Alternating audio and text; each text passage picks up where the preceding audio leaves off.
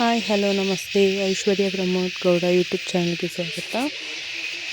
ನಾವು ದೇವಸ್ಥಾನಕ್ಕೆ ಹೋಗೋಣ ಅಂತೇಳಿ ಹೊರಟಿದ್ವಿ.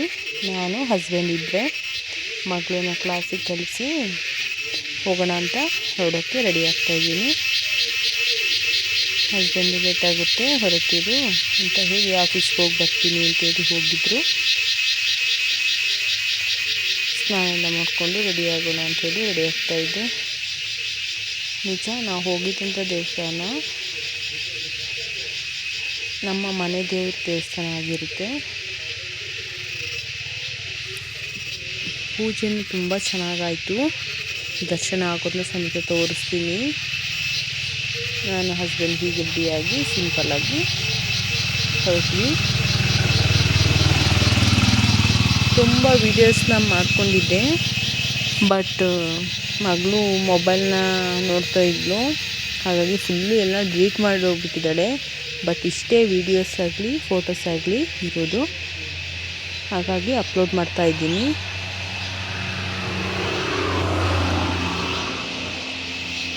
ನಾನು ಹೇಳೋದೇನೆಂದರೆ, ಹಸ್ಬೆಂಡ್ಗೆ ನೋಡಿ ದೇವ್ರ ದರ್ಶನ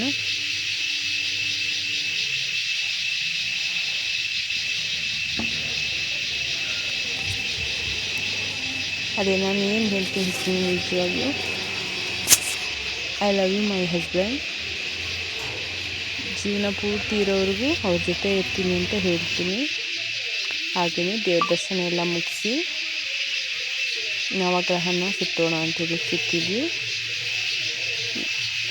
ನಾವಿಬ್ಬರು ಹೋಗಿದಂಥ ಪ್ಲೇಸು ನಮ್ಮ ಮನೆ ದೇವರು ಶ್ರೀ ವೀರಭದ್ರೇಶ್ವರ ಸ್ವಾಮಿ. ಇದು ಕೇರಳಾಪುರದಲ್ಲಿದೆ. ರಾಮನಾಪುರ ಇದೆಯಲ್ಲ ಅಲ್ಲಿ ಕೇರಳಾಪುರ ಇದೆ. ಅಲ್ಲೊಂದು ಅಜ್ಜಿ ಕಾಣಿಸ್ತಿದೆ ನೋಡಿ. ಅಜ್ಜಿ ಬಂದ್ಬಿಟ್ಟು ನನಗೆ ಯಾರಿಲ್ಲಪ್ಪ, ನನ್ನ ಮೋರಿ ಹತ್ರ ಬಿಟ್ಟು ಹೋಗಿದ್ದಾರೆ ಅಂತೇಳಿ ಪಾಪ ದುಡ್ಡು ಕೇಳಿದರು. ತುಂಬ ಜನ ಕೊಡೋಕ್ಕೆ ಹಿಂದೆ ಮುಂದೆ ನೋಡ್ತಾ ಇದ್ದರು. ನಮ್ಮ ಕೈಲಾದಷ್ಟು ಸಹಾಯ ಮಾಡಿದ್ವಿ ಅಷ್ಟೇ.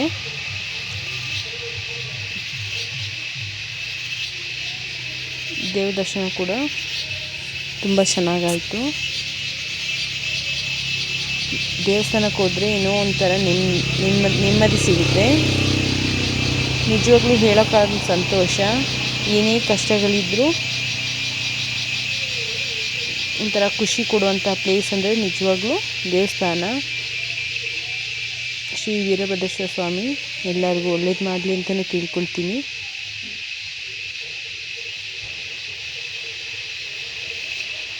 ದೇವಸ್ಥಾನದಲ್ಲಿ ತಗೊಂಡಂತಹ ಫೋಟೋಸ್ ಇವು.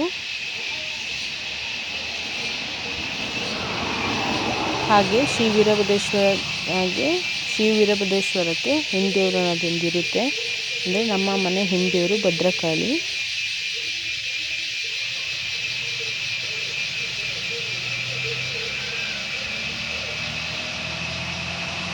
ಹೀಗೆ ಸಿಂಪಲ್ಲಾಗಿ ಪೂಜೆನ ಮುಗಿಸಿ ಮಗಳು ಬರೋಕ್ಕೆ ಟೈಮ್ ಆಗ್ತದೆ ಅಂತೇಳಿ ಪೂಜೆ ಎಲ್ಲ ಮುಗಿಸಿ ಮನೆಗೆ ಹೊರಟ್ವಿ.